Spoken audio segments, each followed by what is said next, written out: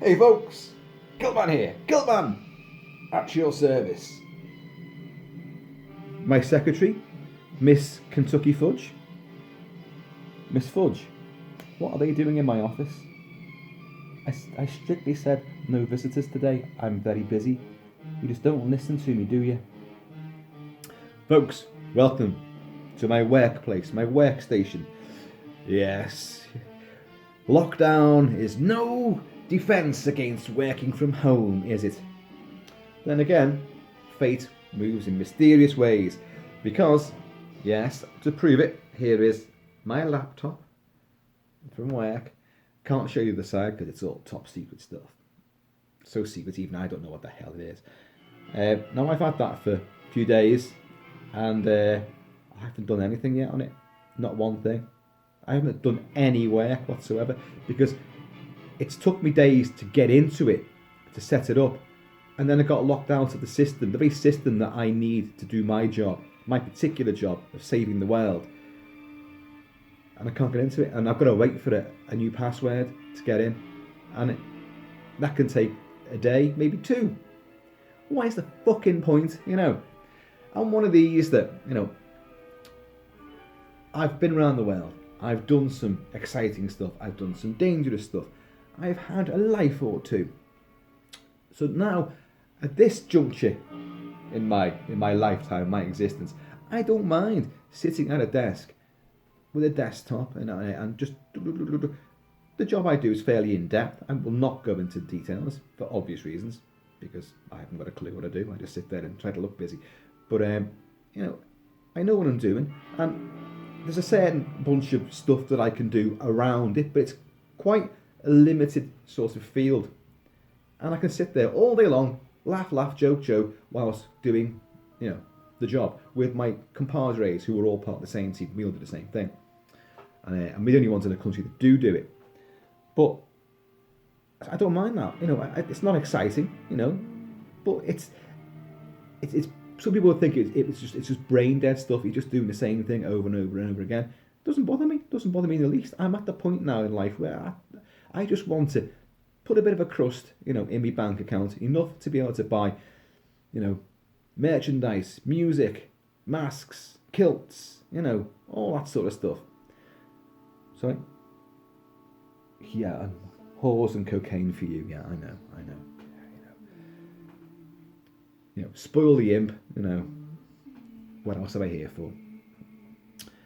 So I don't mind all that. I don't mind it. It's not that exciting a job. But the problem is, I wouldn't mind doing that from home, to while away those daylight hours of lockdown limbo. But I can't do anything. I can't get into it. So it's just fucking frustrating. And a big resentment's built up in me now about fucking doing anything. Sitting there waiting for emails to come in. Nothing's coming in. Sitting there waiting for my password to be... No. Fucking shite. Absolute shite. So, anyway, in the meantime, packages turned up today. Yes, you knew as much. First of all, because I've been having a bit of a sort of a resurgence of the old fantasy movies, the old sword and sorcery stuff, which you may have noticed on the channel. I've done a couple, and I've joined a group on Facebook, which is called the Sword and Sorcery Group. So, big shout out to them. And honestly, it's well worth it. It's one of those groups where, the members put on a big poster art on their favourite movies and their video VHS and DVD covers and Blu-ray covers. And, they might put a little blurb, what does anyone think about this? But by and large, it's quite a good-natured group. And I've only joined it recently, but I've enjoyed my time there. It's good, meeting some like-minded people. And this film here, which I'm going to show in a minute, it's one of those where, from the 80s, it's Italian, and they seem to excel at doing fabulous poster art, for muscle-bound heroes. The artwork was pure Frank Frazetta, Conan the Barbarian style. Blood and chaos, uber vixens, clasping hold of his quads and his thighs and his humongous calf muscles, draped only in either blood, sweat, or maybe a serpent coiled around their interesting bits. And the artwork is phenomenal. but no way on earth does it reflect what you see in the film, which is usually shot on a, I don't know, 10 pence budget in someone's field. They've just moved the sheep down to the far end, some fake trees that wobble in the wind, and you got a horde of extras who are dressed in like Chewbacca off-cut fairy suits, and they're meant to be wolf warriors, and some, hackneyed but muscle-bound, bronzed, totally wooden performer wielding a really naff sword as well. But some of them are so bad they're great. Some are so bad they're just hysterically fucking bad, and some, they're actually better than you think. Even my favourite little diminutive Italian godfather of gore, Lucio Fulci, dipped his little Italian spaghetti toes in the bloody briny of fantasy, and he did one called Conquest, which I've not got as it happens, although I am going to get it. I haven't seen it for a long, long time, and I'm not going to blow smoke up your ass and say, oh, it's a great film. Yeah, it fucking isn't. But if I like Fulci and seeing him trying out a different genre, because he did every genre under the sun, every single thing you can imagine, he did do movies like that. And this fantasy one, it is nasty. I remember a woman gets sort of her legs and arms get held off. She gets split up, and then they eat the brains out of her severed head. And it's like, whoa, Conan wasn't quite like this, was it? But this one in particular, this is an Italian one again, and it's also by a practitioner of the old video nasty infamy. Umberto Lenzi is his name, and he was responsible for Cannibal Ferox, which also had a bit of brain eating in that as well. Well, yeah, one of the infamous cannibal movies, and meat hooks through the breasts, and a man's didgeridoo getting hacked off and eaten, and then his hand hacked off and his head shoved through a specific table with a specific little hole in it where the top of his cranium will poke through, and then they'll lop that off with a machete, and then a bit like the chilled monkey brains from Indiana Jones and the Temple of Doom, they'll spoon out his bloody matter from inside his skull. Jesus, there's food for thought, eh? But this one, I don't know about this one. I'd seen some poster art for it, and I thought, that looks interesting, that. I'll have a look at that. And, right, here we go. It's called, well, in Italian, La Guerra del Hierro. Come on, what's that? The gorilla and the hero? No, you'd be forgiven for thinking that. But no, actually what the title of this movie is, and I don't think it translates from that, is Iron Master. So this is, strictly speaking, it's not a sword and sorcery film. It's set in like the Stone Age, I think, and one particular tribe has found the art of making iron. So we're entering the Iron Age, as it happens. And another tribe want the secrets of that. So a bit like Conan and the Riddle of Steel. We need some iron, we want some lead in our pencils and all this kind of stuff. So, and obviously, conflict will take place. But into this maelstrom of testosterone and iron comes a big-haired, big-muscled hero. I think there's a picture. Don't know if you can see that. Look at that guy there. Yes, that is a guy. Look at that. Is that really his hair? Because that does not look like it. That's attached through his skull. I don't think so. I mean, we can spot a wig at 10 paces, can't we?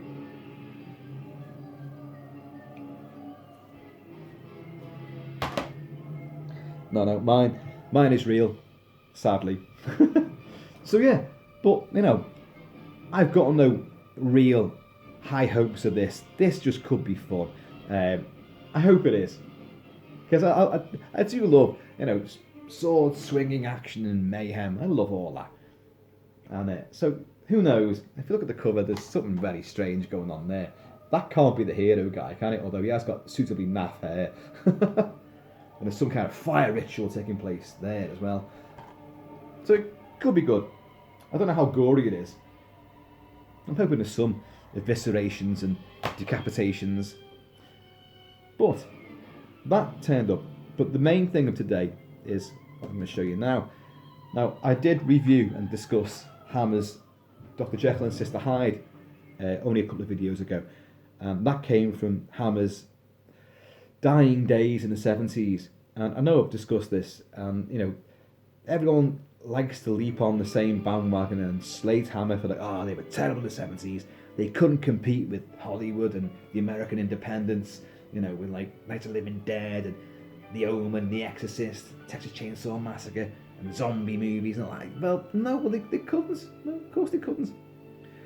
And like Hammer was like, they tried to update stuff. They tried to move with the times, but take out all the old gothic soundtracks from James Bernard and put in kind of hip new soundtracks, and like make it, get down with the kids and all this kind of shit. Well, yeah, they did do that as well. The major case in point is what's turned up today. Now, this film, I cannot lie to you, is not very good. But, as I've always maintained, there really is only a couple of Hammer films which don't have any merit at all. Most of them, and that's a lot of movies, have great production value, great little, breakneck stories, economic characterization, fabulous little set pieces, great music, and they push the boundaries with some taboo sort of storytelling. Lesbian vampires, these are the guys that brought it in. They made it so cool, as if that was never going to catch on, Lesbian vampires, come on. We all want to bite on that one. But yeah, we all know Christopher Lee, one of the definitive Draculas, if not the definitive Dracula, because he certainly put more gusto into it than Bela Lugosi ever did. But anyway, he had vowed, I'm never playing this fucking character again. I'm sick of it. I just stand there and go, and snarl at people, and my eyes go red, and I go, and that's it. And then I get killed by Peter Cushing again. What's the point? This is not what Stoker wrote. And these were sort of well-publicised rants that he would go into. But, money talks, and he did relent to do two final, well, I think at the time he thought it would just be one, Dracula movies, which were updated to the modern day being the early 70s. And the first one is this. It's his debut on UK Blu-ray. I've got it on DVD. And on DVD, I'm sure there's a commentary track and some other stuff. But on Blu-ray, which came out today, Blu-ray, hooray! And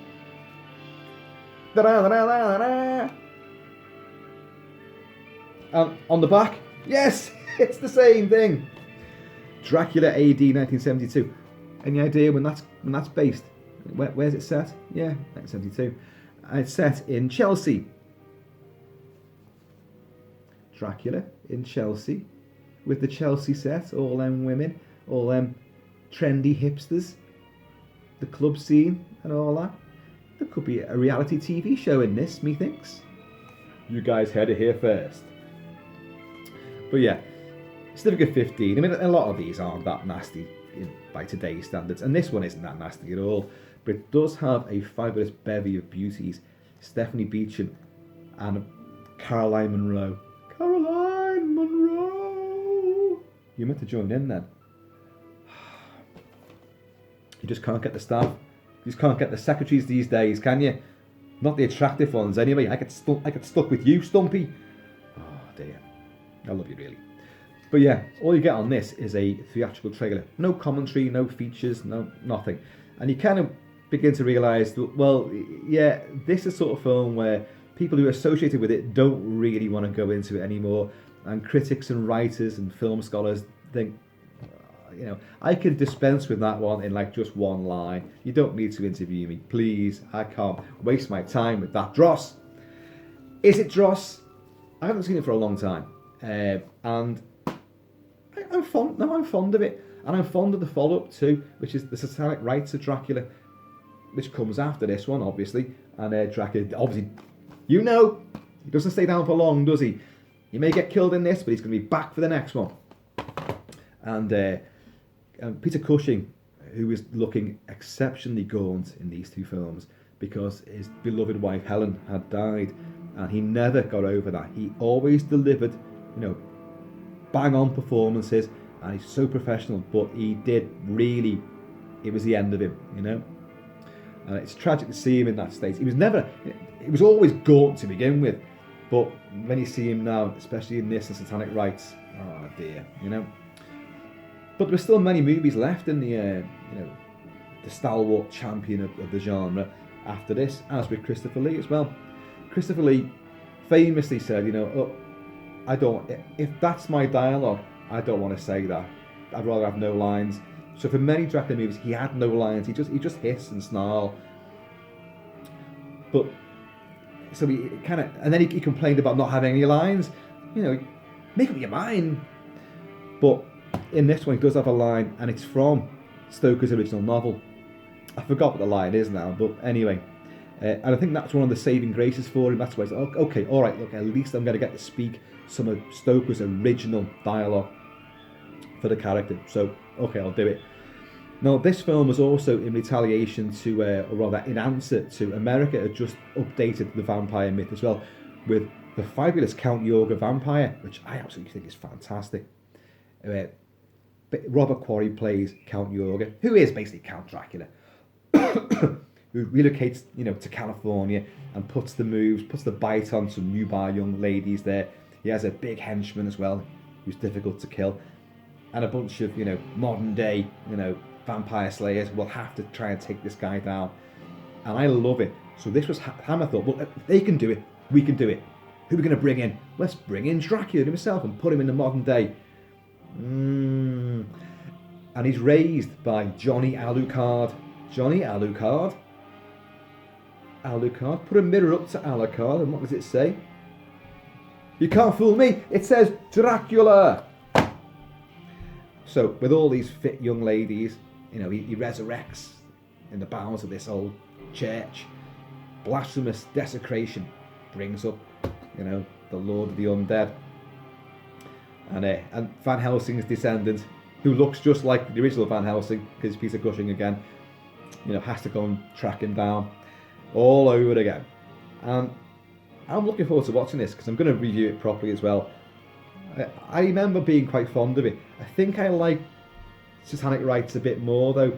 But again, that's a film like this one I've not seen for, it's got to be quite some time. I'm talking about 10 years, maybe more. And I'm looking forward to it quite a lot. So you can expect to see a review of that very shortly. And probably this as well. I don't know. I might just, use that as like, oh, by the way, that film Iron Master. That might be the review for that. So, folks, there we go. And there is another mask which turned up yesterday. That's there. So I'm going to show you that.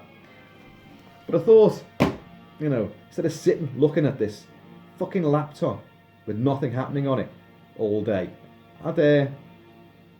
I'd talk to my friends out here. Oh, and by the way, there's more of us now. I think we've broached the 590 mark of subscribers. We're on the way to getting 600. I know. The big boys out there have millions. Yeah, well. This is the main theme to Satanic Rites of Dracula. Now, this I don't mind. I don't mind this score. But this one's alright. It's of its time. It's funky. I'm not talking James Bernard, gothic, dun dun dun, brassy, bombast and piercing strings. No, it's funky. Post-flower power, disco, big hair, big shoulder pads. Well, that was the 80s, wasn't it? Big ties and big, flared pants, all that kind of stuff. That was this era. Anyway, so where was I? Have you been making notes? Can I see?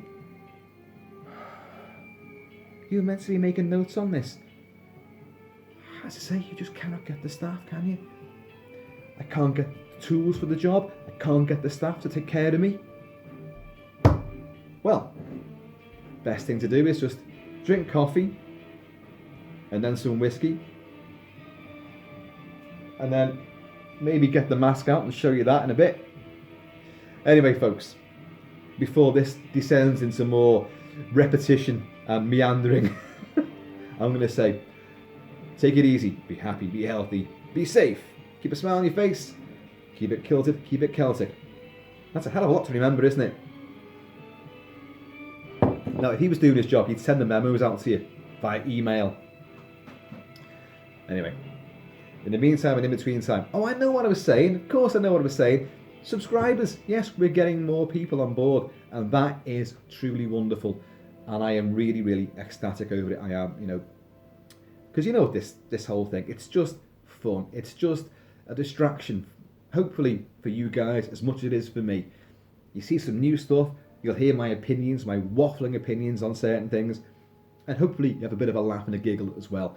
And it just breaks up your day. So, let's try and get 600. That'd be lovely, wouldn't it? 600 by the end of lockdown. Come on. Because I think the end of it could be coming. I don't know. Folks, stay safe. I'm going to see you all later.